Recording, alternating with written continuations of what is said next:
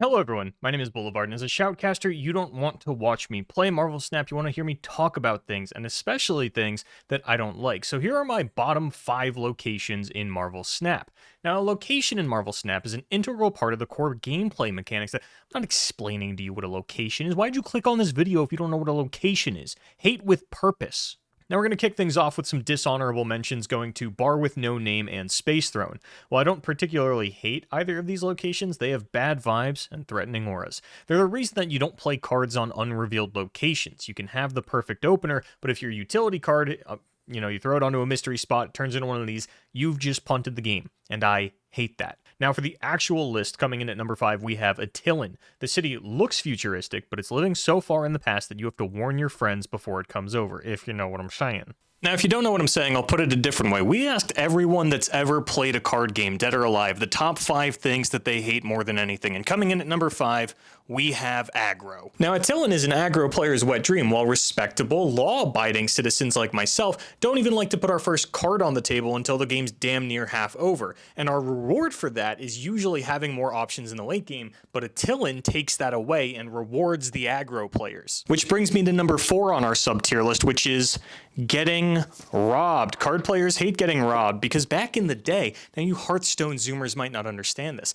but us old folk, we used to have to carry around thousands of dollars worth of physical NFTs, or trading cards as we call them in the industry, which means that you ran the risk of a good old-fashioned mugging. And make no mistake, that's what Attilan does. It robs you and then rewards aggro players. The only reason that it is so low on this list is because I actually kind of turn out fine, like 60% of the time. Like, it's really not that bad a lot of the time. Unlike a real mugging where I run the risk of the police showing up.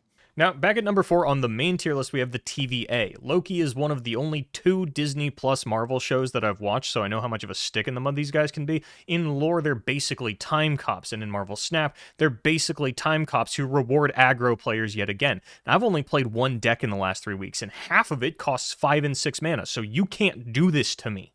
Now, looking back at our sub-tier list, we have another corresponding hatred here. The number 3 thing that card players hate most is playing fair. And I will admit, it's very rare that unfair things happen prior to turn 5, which means that the TVA is all about playing a fair game. And honestly, I'm not about it. Neither are card players. That said, it's boring.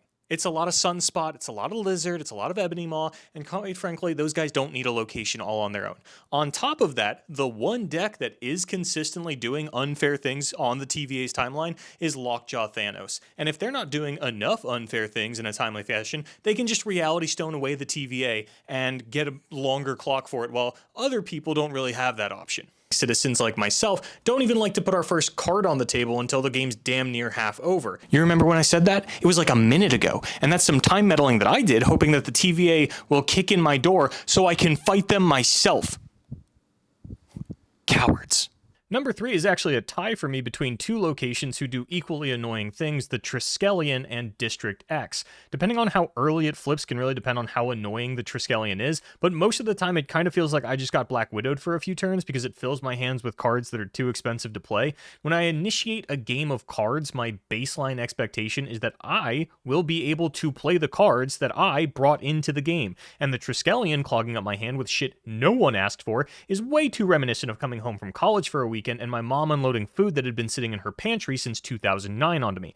I didn't ask for this, I'm not going to use it, and the space it's taking up is starting to stress me out. Speaking of 2009, that's the year that hit sci-fi movie District 9 released, so I don't really understand why the sequel, District 10, is a location in a Marvel game, and especially one that instills rage within me. Again, I came here to play my deck. I know what cool thing I want to be doing, and District X feels like the equivalent of someone accidentally knocking my deck onto the floor and saying, "Don't worry, I'll get it," and then handing me a random booster pack that they found sitting on top of the trash.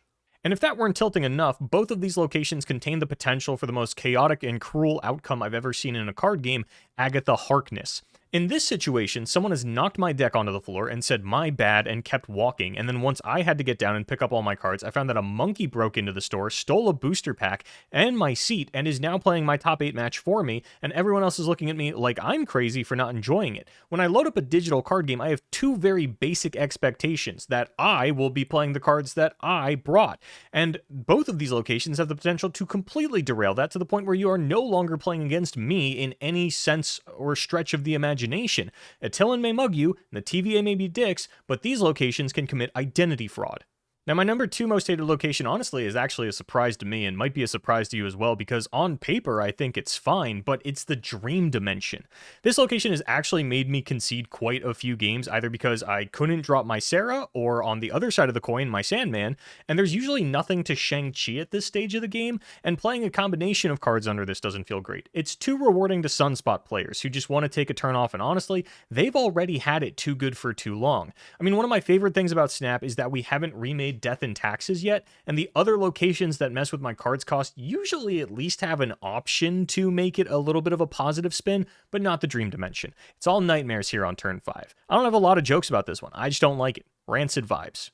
Now, before we finish off the main list, we should finish off the sub-tier list. And coming in at number 2 on things that all card players hate, we have card games. This shouldn't come as a surprise to any of you. After all, you voted on this. And then coming in at number 1, unsurprisingly, on both tier lists, we have New York. Now, there's a reason tournament organizers don't go there. They stick to northern New Jersey, Secaucus, Edison, Newark, anything to not actually be in New York, because it sucks. And then we look at Marvel Snap New York, and I'm a shoutcaster by trade. The amount of mind games that go into this location on turn 6 of, are they going to move it here? Do I have to Shang-Chi this location or the New York, are just too abundant for me to concisely explain in the short amount of time that I have to do so. And it turns into an if you know type situation, just like trying to find decent pizza in real New York. But Boulevard, what about the Creator Clash in New York? That was cool. Yeah, you know why? Because you weren't there. You didn't have to go to New York to see it. It's like the Avengers movie. Cool things happen in New York all the time. And what makes them so cool half the time is that you don't have to go to fucking New York to see them. And then the location New York encapsulates this perfectly. Everyone sits just outside of New York until it's time to see one cool thing, and then the game ends and you queue up another one and pray there's not a New York one more time. Anyway, that's it for me. Like, subscribe, and stay out of New York.